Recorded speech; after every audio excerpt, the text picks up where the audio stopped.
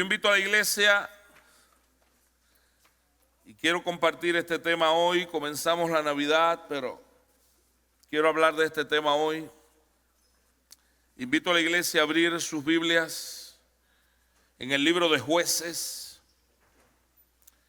en el capítulo 20, para leer el versículo 18. Libro de Jueces, capítulo 20, para leer el versículo 18. Amén, hermanos. Yo lo leo, ustedes lo siguen ahí con su vista, pueden quedarse sentados, también va a estar en la pantalla. Jueces 20, 18. Palabra de Dios dice así: Luego se levantaron los hijos de Israel y subieron a la casa de Dios y consultaron a Dios diciendo: ¿quién subirá de nosotros el primero en la guerra contra los hijos de Benjamín? Y Jehová respondió: Judá será, ¿qué cosa? El primero. Yo lo leo nuevamente y quiero que usted medite en esta porción. Luego se levantaron los hijos de Israel y subieron a la casa de Dios y consultaron a Dios diciendo: ¿quién subirá de nosotros el primero en la guerra contra los hijos de Benjamín? Y Jehová respondió: Judá, ¿qué cosa? Será el primero. Señor, háblanos en esta mañana. Háblanos. Queremos y necesitamos oír palabra de Dios y no palabra de hombres. Por Jesús. Amén y amén. Yo quiero hablarles, hermano, en esta mañana bajo el título o bajo la idea: dijo sí y fue no. Dijo sí y fue no. Yo no sé cuántos han leído esta porción de la palabra o este texto que hemos leído. Esta es una historia que yo he tenido que leer varias veces, muchas veces. Sin embargo, nunca había predicado sobre ella en los años que llevo en el ministerio, y el Señor me inquietó y no me dejó olvidarla en estos días, y me sentí obligado, sentí de Dios predicarla a la iglesia. Y quiero contarles la historia brevemente para luego decirles lo que Dios me habló. Amén, hermanos. La voy a contar a grosso modo y luego decirles lo que Dios me habló. Sinceramente, yo no sé cuántos han leído esta historia de la palabra, cuántos han tenido la oportunidad de meditarla, pero yo tengo que serle honesto, una historia un poco extraña, una historia un poco contraproducente, y además es una historia que hay que escudriñarla bien, porque a simple vista, si usted la lee a simple vista y humanamente hablando, parece como que deja a Dios mal parado. Si usted no la analiza bien, si no la estudia bien, parece como que Dios queda mal parado en esta historia. Dios hizo algo no lógico ahí. Y cabe entonces una pregunta: ¿cómo Dios permite eso? Cuenta esta historia que el pueblo en Jueces 20 estaba alistado para la guerra. Pueblo de Israel, la nación de Israel, estaba alistado para una batalla. Eran común las guerras, eran común las batallas en aquella época. Y dice la Biblia que ellos, cuando sabían que tenían que ir a una batalla, no quedaba otra alternativa, tenían que ir a batalla contra Benjamín, uno de los hermanos, una de las tribus hermanas. Y cuando supieron que tenían que ir a batalla, se lee este versículo. Dice que consultaron a Dios. Hasta aquí todo estaba en orden. Le dijeron: Señor, queremos depender de ti. Consultaron a Dios. Sin embargo, dice la Biblia que a pesar de todo eso, de que consultaron a Dios, salieron mal las cosas. Y Dios hasta le contestó, le dijo que Judá vaya primero. Sin embargo, cuando usted lee el versículo 21 de Jueces 20, dice la Biblia: saliendo entonces de Gabá los hijos de Benjamín, derribaron por tierra aquel día, ¿cuántos hombres? 22,000 hombres. ¿De quién? De los hijos de Israel.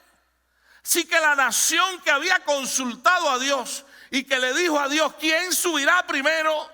Y él le contestó y le dijo: que suba Judá primero. Ahora vienen derrotados 22,000 hombres de los hijos de Israel. ¿Qué pasó?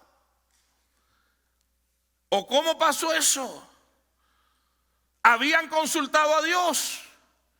Él les había dicho así: hazlo así, que suba a Judá primero.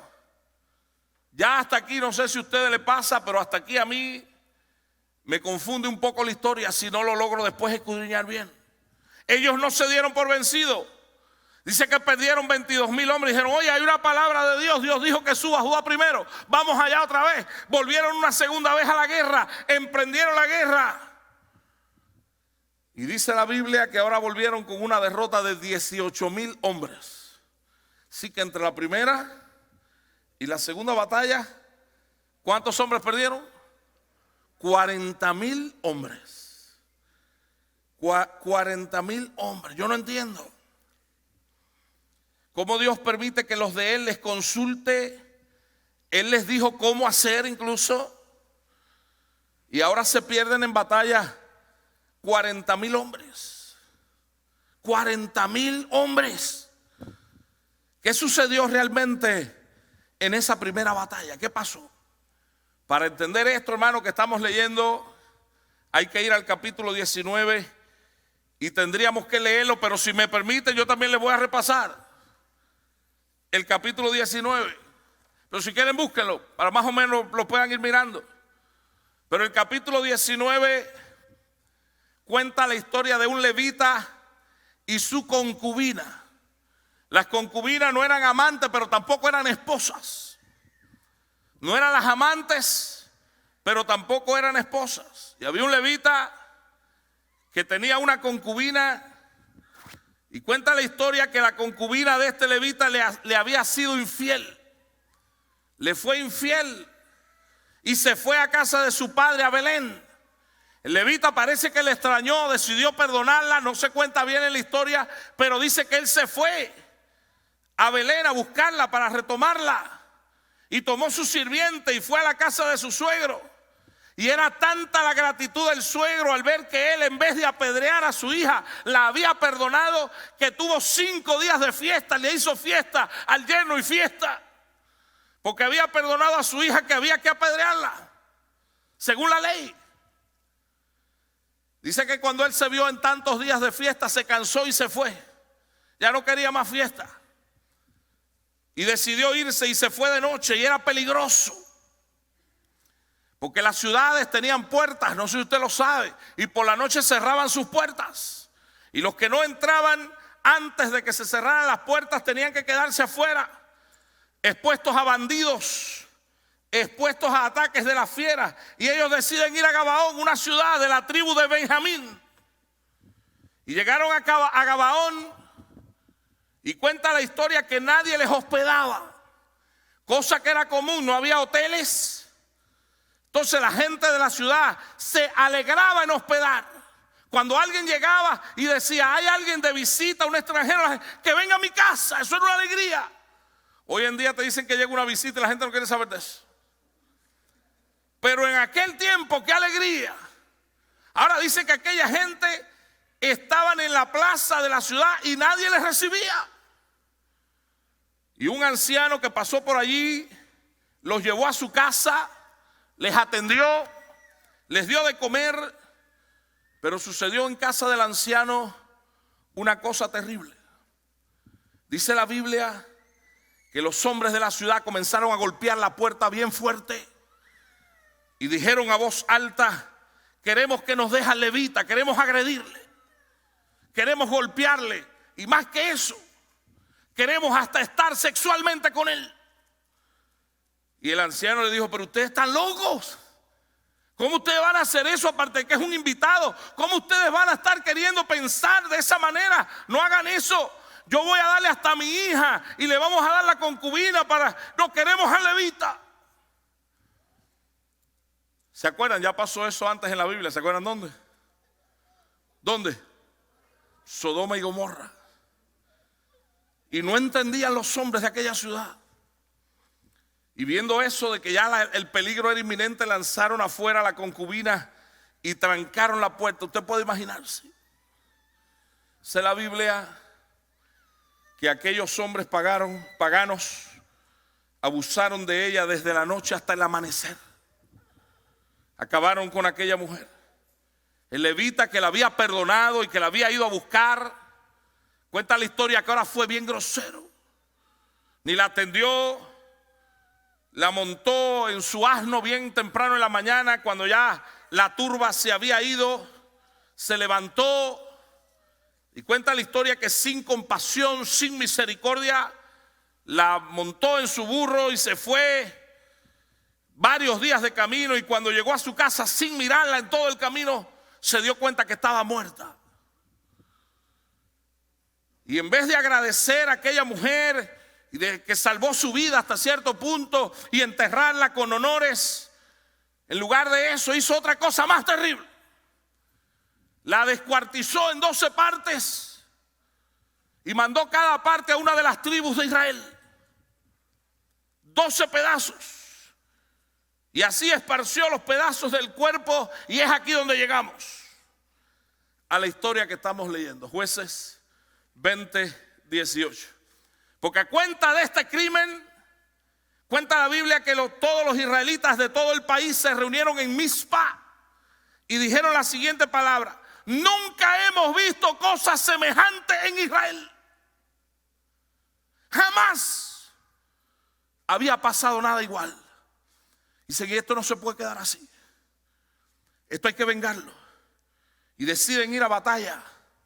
Y vamos a sitiar la ciudad y vamos a vengarnos. Y viene la primera batalla y dice que consultaron a Dios. Y Dios le contestó: suba Judá primero. Así que aquella mañana siguiente fueron a la batalla confiados. Llevaban una palabra de Dios. Y dice la Biblia que no solo llevaban una palabra de Dios, sino que el ejército de Israel era mucho más numeroso que la tribu de Benjamín. Así que la batalla y la victoria eran seguros, la victoria era inminente.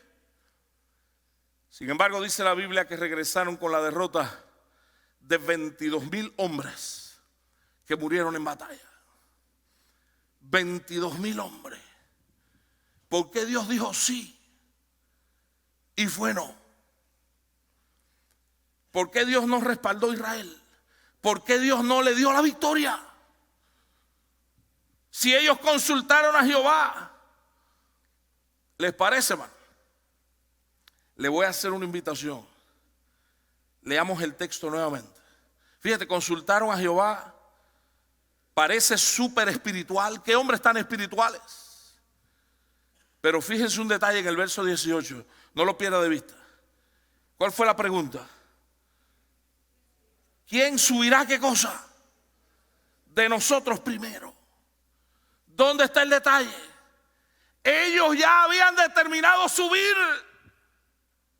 Ya ellos tenían la determinación de subir. Ya ellos sabían lo que iban a hacer. Ya ellos, cuando consultaron a Jehová, habían decidido qué hacer. Ellos le dijeron: Señor, nosotros vamos a subir, pero ¿quién sube primero? Pero ya ellos habían decidido que iban a subir. Eso suena muy espiritual, pero eso no es dependencia total. Eso es decirle a Dios lo que tú quieres hacer, y dentro de lo que tú quieres hacer, decirle: Señor, escoge tú el color. Señor, ya me compré la casa, ya tengo la casa, pero como yo no quiero ofenderte nada, ¿de qué color la pinto? Y Dios dice: yo ni sabía que tú tenías casa. Ni sabía que te ibas a comprar una casa. Señor, ¿quién subirá primero? Vamos a subir, pero ¿quién subirá primero? Oye, también sabían que como pueblo de Dios debían consultar a Jehová, porque ellos habían visto lo que le había pasado a Josué en el libro de Josué capítulo 9, el versículo 14, ¿se acuerdan? Cuando dice que Josué hizo pacto con los gabaonitas sin qué, sin consultar a Jehová. Y eso le costó caro, porque tuvieron que aceptarlos como hermanos y vivir con los enemigos permanentemente por hacer algo sin consultar a Jehová. Entonces, hermano, lo que estaban haciendo en este pasaje era un formalismo. Señor, vamos a subir, pero ¿quién subirá primero? Y Dios le contestó acorde a lo que ellos pidieron. Dios le dijo, ¿ustedes quieren oír qué cosa? Lo que quieren oír. Pues que suba Judá primero. ¿Y por qué Judá? Porque la concubina era de la tribu de Judá. ¿Ustedes quieren qué tribu sube? Que suba Judá. Al fin y al cabo la concubina era de Judá. Ellos eran los que tenían que vengarla de alguna manera. Hermano, muchas veces actuamos en la vida de manera que aparentemente estamos consultando a Dios, pero estamos haciendo lo que nosotros queremos hacer. Sabemos que tenemos que depender de Dios. Sabemos la teoría, pero la mayoría de las cosas las hacemos sin Dios. Señor, dime si esto o aquello, porque ya yo decidí, pero falta esto o esto. Y más si el asunto es evidente, porque esta causa era una causa justa, era evidente, era una atrocidad lo que hicieron con aquella mujer. Era evidente que debían de ir a batalla y debían vengarla. Y es por eso que a veces lo que llamamos consultar a Dios es puro formalismo. Porque antes en el corazón ya hemos tomado la decisión y hemos decidido hacer lo que queríamos hacer. Y esto sucede más de lo que debería de suceder. Y es triste, hermano. Yo no sé si usted va a estar de acuerdo conmigo, pero cuando a una persona se le mete una cosa entre ceja y ceja, usted puede escuchar lo que escuche, pueden oír lo que oigan, que van a hacer siempre lo que quieran hacer. Y van a arreglar la voz que oigan conforme a lo que ellos quieren hacer y han pensado. Es más, lo que Dios dijera, ellos lo iban a acomodar a lo que ellos deseaban. Usted me permite decirle algo en esta mañana, hermano. Eso no es consultar a Dios. Eso no es obedecer a Dios. Eso no es vivir una vida cristiana digna. Eso no es ser un cristiano obediente. Señor, ¿quién subirá primero? Eso es un formalismo. Señor le dijo Judá. ¿Por qué? Porque ustedes van a hacer lo que quieran, hermano. Estaban obstinados. Yo no sé si a usted le ha pasado, pero a uno como pastor le pasa. Y la gente que son consejeras saben de lo que estoy hablando.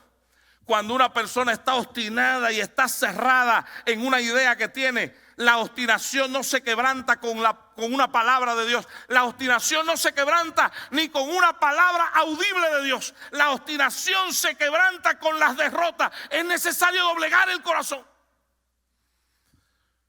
Porque cuando una gente decide hacer algo, lo van a hacer. Yo me acuerdo una vez una pareja de jóvenes.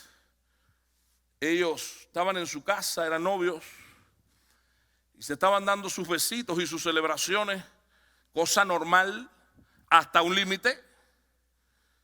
Y ellos se propasaron un poquito y se le calentó la cabeza. Y eran cristianos. Y ellos dijeron, vamos a orar. Si no llega nadie, es que Dios quiere que estemos juntos. Y si llega alguien, es la manera de Dios de decirnos que no quiere que estemos juntos. No llegó nadie. Y acabaron. ¿Es eso consultar a Dios? ¿Es acaso consultar a Dios en algo donde la Biblia dice no? ¿Tú quieres la voluntad de Dios cuando Dios dice no te unas en yugo desigual con un incrédulo? Y tú quieres hacer oración y campañas y vigilias para que Dios te diga si tú debes casarte o no con un incrédulo cuando la Biblia ya dijo que no. Para que tú lo consultas. Si ya tú estás violando de antemano lo que Dios ha dicho. Hermanos, les llamo a tener cuidado. Por eso yo creo que son a veces necesarias las derrotas. Las derrotas doblegan el corazón. Personas que me han dicho, oye pastor, cuando tú me veas en algo, cuando tú me veas en una situación, cuando tú veas que la caída o algo es inminente, llámame y dímelo. Al principio, cuando uno no tenía mucha experiencia, uno lo llamaba y se lo decía. ¿Qué clase de problema? Porque en el momento de llamarlo la gente no entendía. Solo los golpes y los problemas y las crisis hacían a la gente entender y abrir los ojos. Solo eso, hermano. No hay palabra, no hay revelación que doblegue el corazón. Solamente un golpe. Triste, pero es así. Entonces, hermano, llamo a de verdad saber consultar a Dios y buscar la voluntad de Dios. Yo creo que hay tantos fracasos porque nosotros estamos cumpliendo con formalismos sin de verdad saber qué es lo que Dios quiere para mi vida. Señor, por favor, dime qué día me caso, dime qué día me caso, porque no quiero dar un paso si tú no me dices el día. Y uno dice, tremendo, ¿verdad que suena a dependencia? ¿Sí o no? Eso suena a dependencia de Dios. Dime el día porque si no, no me caso. Y Dios desde el cielo dice, ni sabía que te ibas a casar. Me estás preguntando el día y yo ni sabía que tú tenías novio. Señor, dime en qué calle tú quieres que viva. Dime en qué calle, Señor, porque no me quiero desviar ni a derecha ni a izquierda. ¿Qué espiritual? ¿Sí o no? Y el Señor pregunta, ¿ni sabía que te mudaba? Ni sabía que te ibas a mudar. Tú ni sabes, dice el Señor, si yo quiero que te mudes. Eso no es dependencia, hermano. Eso es independencia disfrazada de dependencia. Eso es una falsa espiritualidad. Falsa espiritualidad. Yo creo que en estos tiempos en que hemos tenido que vivir con máscaras por la pandemia, nos revelan que espiritualmente a veces estamos viviendo también con máscaras, haciendo y planificando y moviéndonos conforme a lo que nosotros queremos. Yo les llamo de verdad a consultar a Dios, porque a veces así nos movemos con consultas a medias. Y la verdad que nos estamos engañando somos nosotros mismos. Gente dice, no, Dios me falló. No, Dios no te falló, Dios nunca falla. Dios lo que a veces contestó lo que tú querías oír y lo que yo quería oír. Y el Señor dice, la cuestión no es cómo tú quieres que yo lo haga. La cuestión es que dice el Señor, ¿qué tú quieres que yo haga? Es diferente planear y determinar y después, hermano, preguntar por los detalles a Dios. Es muy diferente. Otra cosa, hermano, es que a veces funcionamos de experiencias pasadas. Y usted quiere que le diga algo a la iglesia, y atiéndame bien, muy aparte de lo que se está repartiendo, cójalo y no siga más en eso.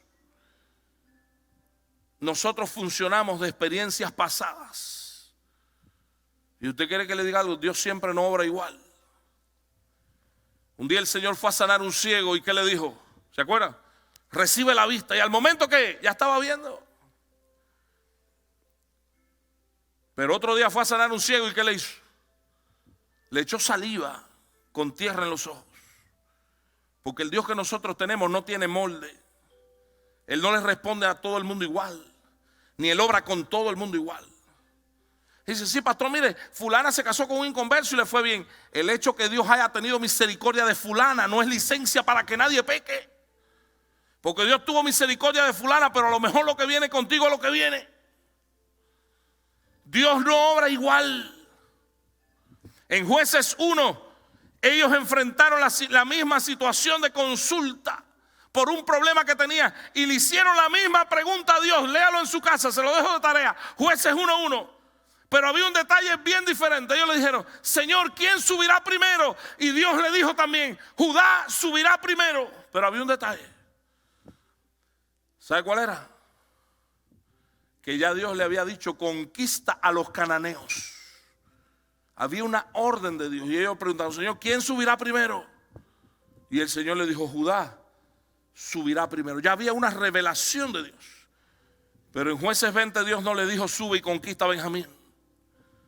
Dios no se le había revelado. Parece lo mismo, pero no es lo mismo. Y vivir en independencia de Dios traerá grandes derrotas. El mensaje del evangelio, hermano, y resuma lo que le quiero decir en esta mañana. El mensaje del evangelio es el siguiente: Dios ordena y nosotros obedecemos. No hay otra cosa. Vivir en dependencia absoluta del Espíritu Santo. No nos movemos de ahí. No nos vamos a salir de ahí.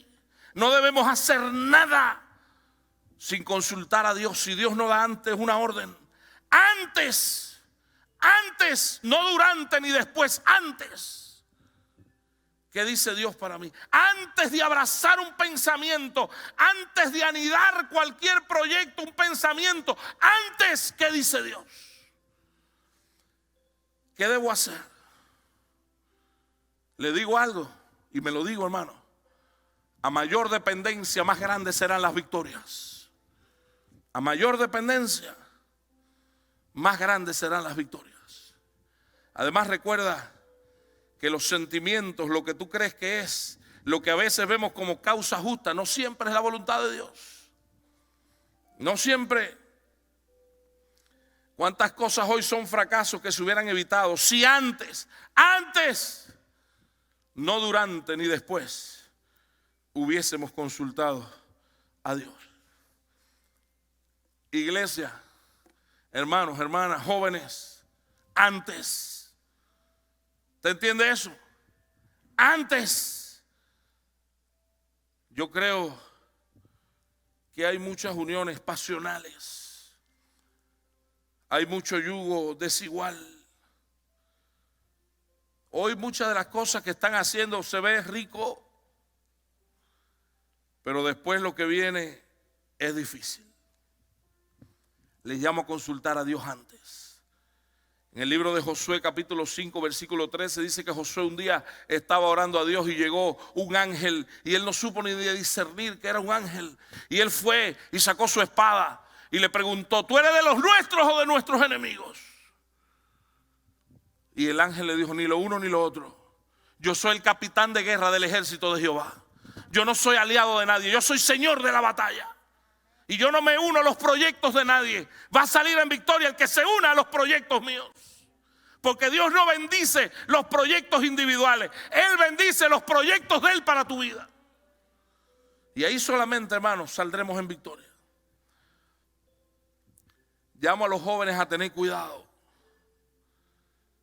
Llamo a los jóvenes, llamo a las jovencitas de la iglesia a tener cuidado. Llamo a los hermanos de la iglesia a tener cuidado. No se apuren. Yo veo mucha unión y mucho juego con los paganos. Y yo veo mucha unión con paganos. Y hoy parece rico. Y yo sé que hoy parece placentero. Después no lloren.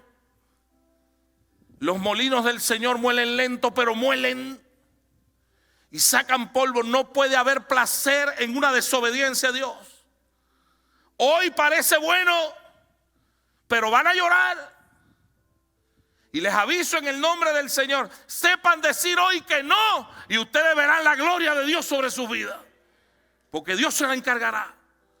Pero si ustedes dicen hoy que sí tan fácil a las ofertas que trae el enemigo de muchachitos y de muchachitas, después no lloren. Hay cosas que puedan parecer muy buenas, pero si contradicen a Dios ya no sirven. Mucho cuidado. Mucho cuidado. Acuérdense que el Señor no es aliado de nadie. Él es el Señor de la batalla. Él solo va a bendecir sus planes, no los planes de nadie. Mucho cuidado con consultar a medias a Dios. Señor, ya decidí, me voy a California. Dime qué día me voy. ¿Qué tú vas a hacer en California sin Dios, muchacho? Lo primero es decirle: Señor, ¿a dónde me muevo? ¿A dónde me voy? ¿Qué debo hacer en mi vida? No nos mueven las emociones.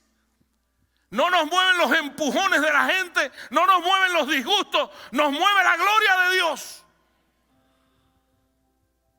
Si no fracasamos, hermano. ¿Dicen amén a eso? Les llamo a tener cuidado con esa independencia disfrazada de dependencia que a veces muchos tienen.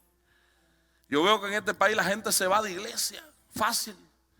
No, me voy para allá porque me disgusté. Dime tú, la gente cambia de iglesia como de corbata. Hermano, yo sé que en este país hay miles de iglesias, qué sé yo cuántas. Pero si Dios te sembró en este lugar es necesario florecer. Donde Dios te ha puesto, allí hay que echar flores. Eso es muy fácil enseguida querer movernos, cambiar de donde quiera. ¿Qué dice Dios a mi vida? ¿Cuál es la voluntad de Dios a mi vida en todas las esferas? Y mientras Dios no hable, no me muevo. ¿Usted sabe cuál fue el resultado de tanta locura y de tanta derrota para esta nación? Jueces 17:6. Léalo. Toda la clave y todo el fracaso y todo lo que vivieron está ahí. Jueces 17:6. Dice que no había, ¿qué cosa? Rey en Israel. ¿Y qué más? Y cada uno hacía, ¿qué cosa? Lo que bien le parecía. Cuando Cristo no es el rey que gobierne el corazón, cuando Cristo no es el rey que gobierne la casa, cuando Cristo no es el rey que gobierne las posesiones, la economía, tu mente, cuando Él no es el rey, entonces vienen los fracasos. No basta con venir a la iglesia, que es correcto. No basta con vivir una vida cristiana de adoración en la casa y en la iglesia, que es correcto. Es importante que Cristo sea el rey del corazón. Cuando Él es el que gobierna el corazón, Él es el que gobierna la vida y Él es el que gobierna la casa, entonces hay victoria y hay bendición. Un consejo en esta mañana: Dios ordena, nosotros obedecemos. Les invito a decirlo: Dios ordena, nosotros obedecemos. Dios calla, nosotros callamos. Nunca haremos nada fuera de la voluntad de Dios. Ahí está la victoria. Y aunque aparentemente el camino sea difícil, ahí va a haber victoria. Pero Él lo deja claro: separados de mí, si Jehová no edificare la casa, en vano trabajan los que le edifican. Si Jehová no velare por la ciudad, en vano vela la guardia. Que el Señor nos bendiga y que cada uno en esta mañana pueda decirle: Señor, tú eres el rey de mi vida y yo quiero que tú seas la luz en mi vida para yo poder ser la luz de este mundo. Yo creo que le han repartido unas velitas y queremos hacer algo simbólico en esta mañana. Si usted quiere decirle: Señor, tú eres el rey de mi vida y de verdad yo quiero que tú seas el Señor de mi vida. Y yo no quiero decidir nada sin ti. Y yo no quiero planificar nada sin ti. No quiero dar un paso si tú, Señor, no me orientas y no me guías. Bueno, pues enciende esa luz y ponte en pie y dile: Señor, sé la luz de mi vida. Sé la guía de mi corazón. Sé el sendero por el que yo debo escoger. Y trázame, Señor, trázame ese camino correcto y recto. Y que yo no me desvíe de él, ni a derecha ni a izquierda. Y les recuerdo, hermano, les recuerdo: Dios ordena, nosotros obedecemos. Dios calla, nosotros callamos. Señor nos bendiga.